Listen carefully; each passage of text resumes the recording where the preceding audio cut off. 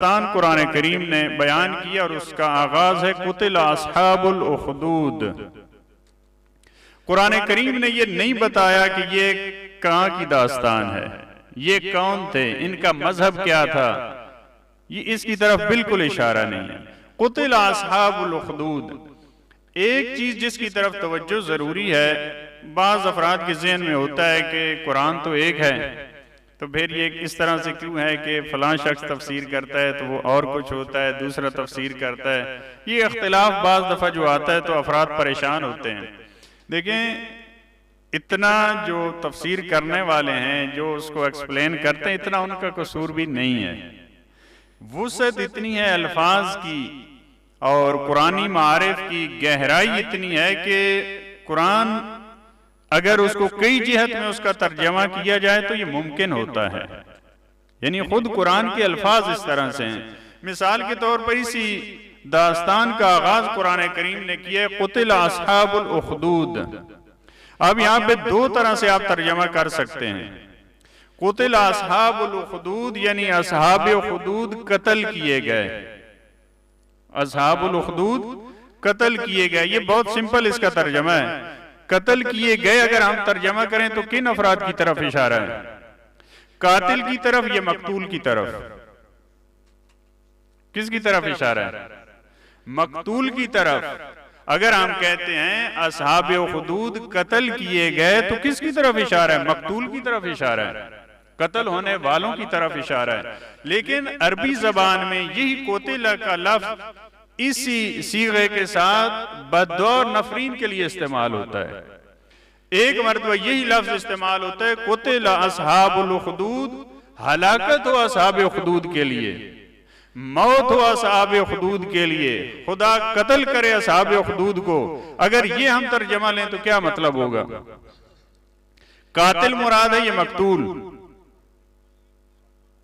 कातिल मुराद है।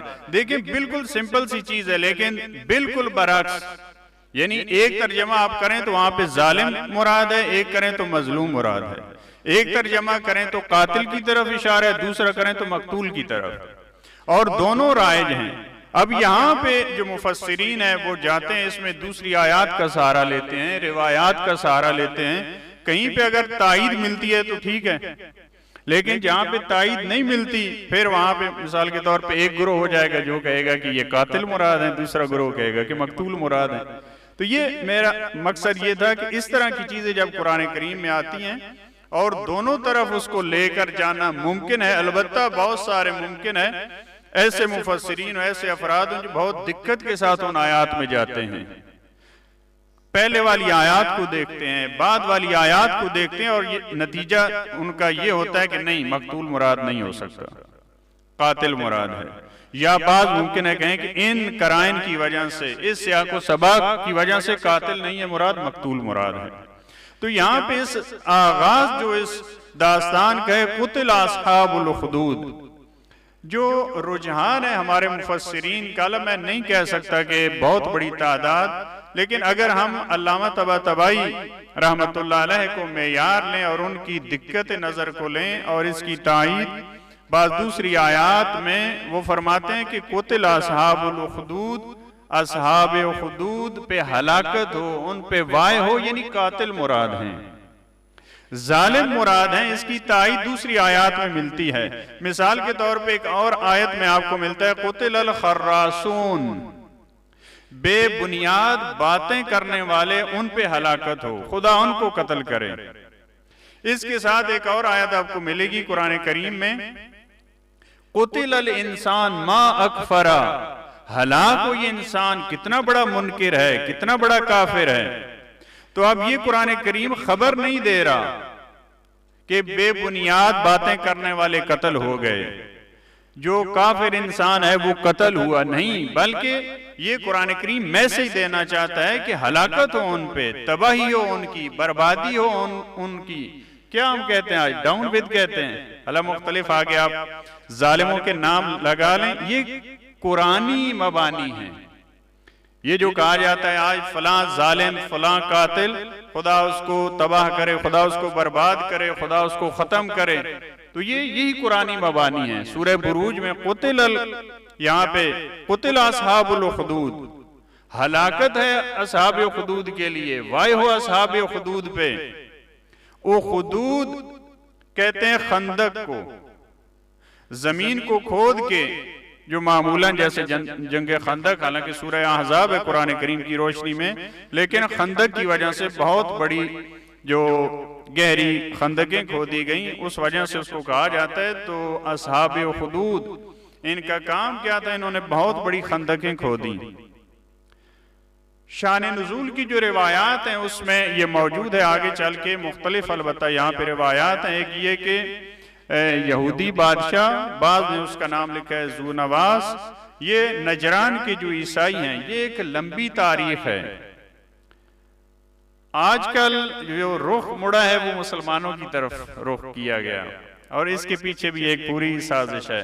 वगरना तारीख में इनके एक दूसरे पे जो मजालिम है वो भरी पड़ी है तारीख, गुज़श्ता तारीख में और कुरान करीम में इनके आपस में एक दूसरे को कत्ल करना मजहब और मकतब की बुनियाद पे। लेकिन अभी जैसे जैसे वक्त गुजरता जा रहा, उसका पूरा जो जाविया था वो तब्दील करके मुसलमानों की तरफ कर दिया।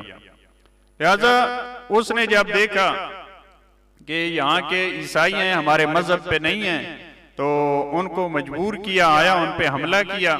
उनको सजा देने के लिए वहां पे उनके शहर के करीब खंदक, उखदूद खंदक, बहुत बड़े गड्ढे खोदे, खंदक खोदी, वहां पे आग जलाई। आग जलाने के बाद उनको मजबूर किया कि या हमारे मजहब को कबूल करें या इस आग में छलांग लगा दें, आपको अपनी जिंदगी खत्म करनी होगी। और इन आयात से और असहाब काफ के अगर हम किस्से में पहुंचे, वहां भी आप देखेंगे ये शायद ठीक ना हो बात जो आजकल मशहूर है कि ये गुरोह यहूदियों का, ये किसी को अपने मजहब की तरफ नहीं बुलाते। वैसा आजकल ये मारूफ है कि यहूदी अपने मजहब पे किसी को मजबूर नहीं करते, ये तबलीग नहीं करते। उसके बरअक्स जो ईसाई हैं वो अपने मजहब की तबलीग करते हैं, उसको तबशीरी कहा जाता है, वो सबको अपनी तरफ बुलाते हैं। लेकिन कुरान के इन वाकयात से अगर देखें तो इस तरह से बात नहीं है, बल्कि बहुत सारे अफराद को इन्होंने मजबूर किया, बहुत सारे अफराद को, कि इस मजहब को छोड़ दें।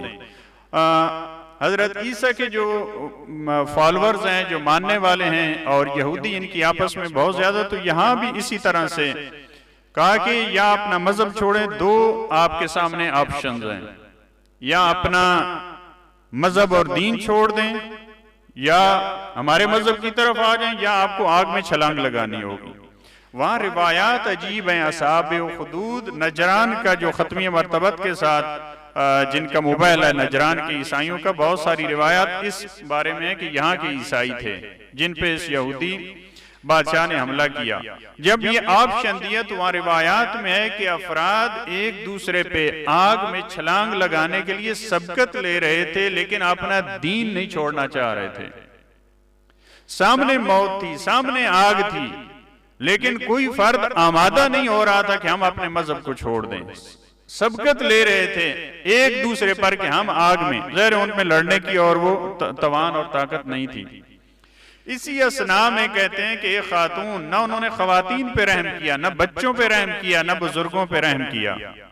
एक खातून, बाज मुअर्रिखीन ने लिखा उसकी गोद में 1 महीने का बच्चा है। वो जब उस खंदक की तरफ बढ़ी, वो भी अपना दीन नहीं छोड़ना चाह रही, वो भी अपना मजहब नहीं छोड़ना चाह रही। उस आग की तरफ बढ़ी कि उसमें छलांग लगाए, लेकिन माँ की मोहब्बत, जो ममता की मोहब्बत, उसने मजबूर किया।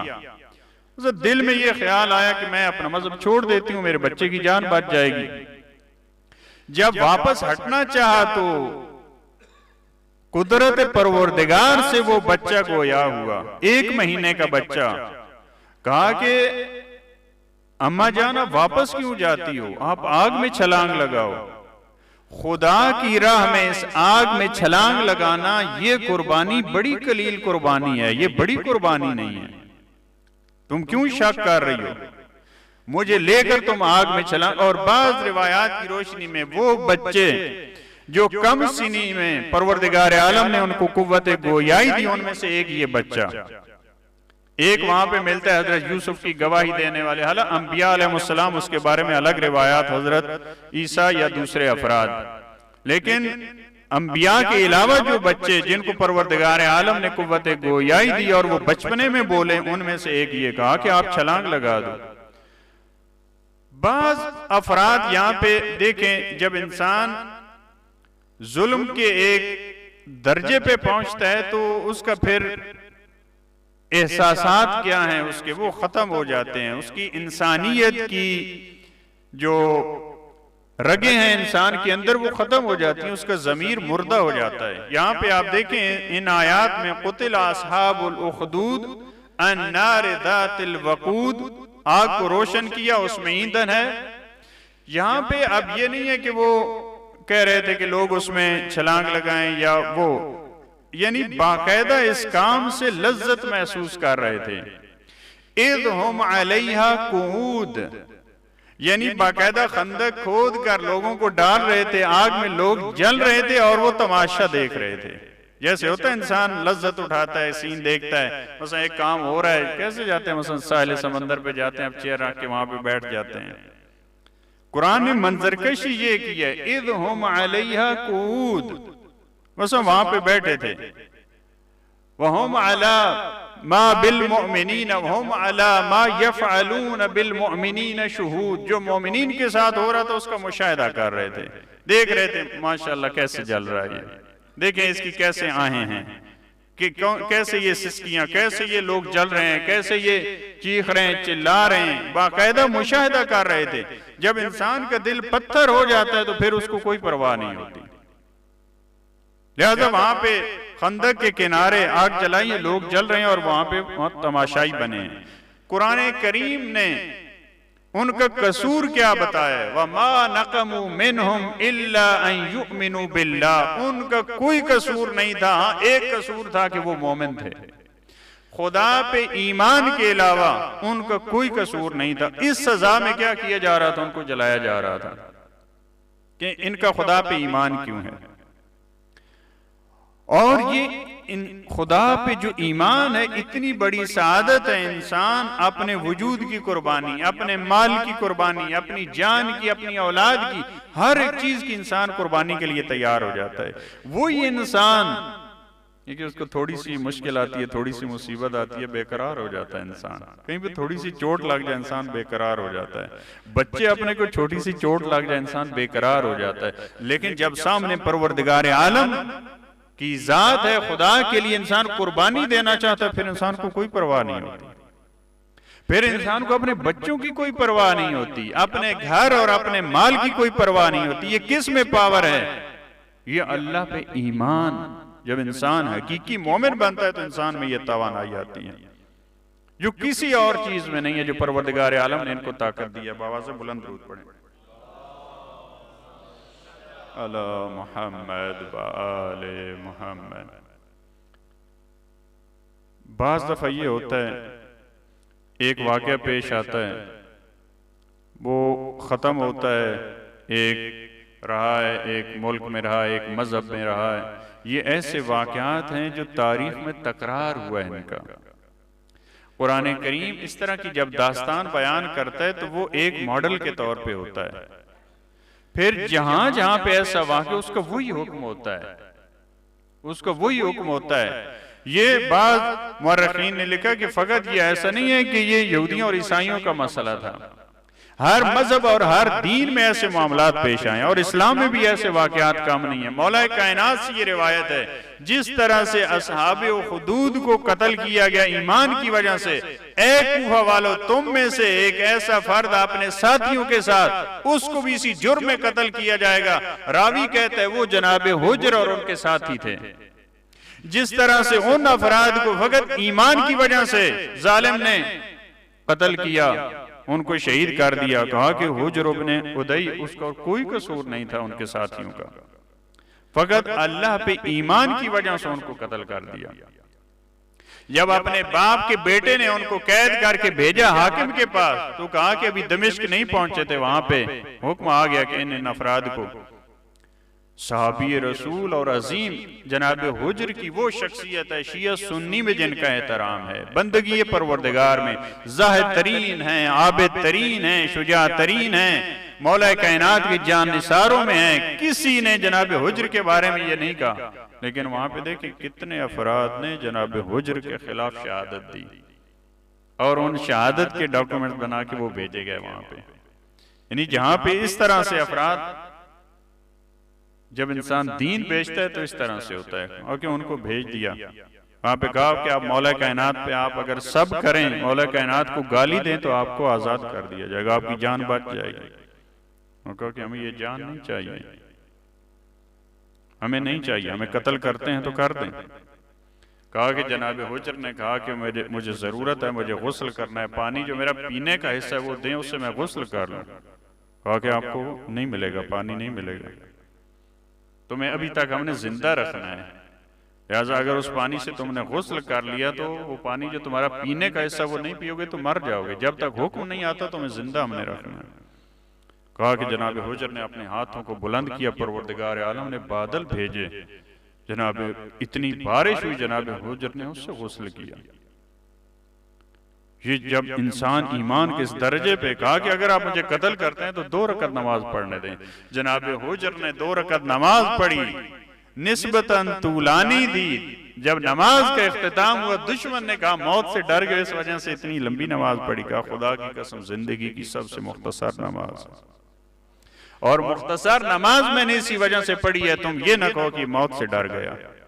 मुझे खुदा की कसम जिंदगी में जब मैंने वुजू किया मैंने 2 रकत नमाज पढ़ी, और ये सबसे मेरी शॉर्ट नमाज है। इस वजह से कि आप ये ना कहें कि आप मरने के वजह से अब ये जनाब हुज्र ऐसी शख्सियत है, फकत उनका जुर्म ये था। इसी तरह आप बाज़ अब अफराद के मुमकिन है ज़हन में ये सवाल है, ऐसे अफराद तकिया क्यों नहीं करते? आज की जो आपने तिलावत की वहां भी तकिये का तज़किरा है। जब इंसान को अपनी जान का खतरा है तो वहां पे इंसान जैसे जनाब अम्मार के बारे में मिलता है। लेकिन बाज दफा जैसे अब यहां भी एक सवाल सामने आता है कि इन अफराद ने असहाब उखदूद जिनको कत्ल कर रहे थे, इन्होंने तकिया क्यों नहीं किया? आर्जी तौर पे कहते कि हम अपने दीन को छोड़ देते, हम आपका दीन कबूल करते हैं ताकि उनकी जान बच जाए। हर जगह पे इंसान को इजाजत नहीं है तकिया करने की। जब पूरे का पूरा दीन खतरे में हो, आपके वापस आने से, आपके किसी को गाली देने से, आपके अपने मजहब को छोड़ने की वजह से पूरा दीन और इस्लाम और मकतब खतरे में है, वहां आपको इजाजत नहीं है।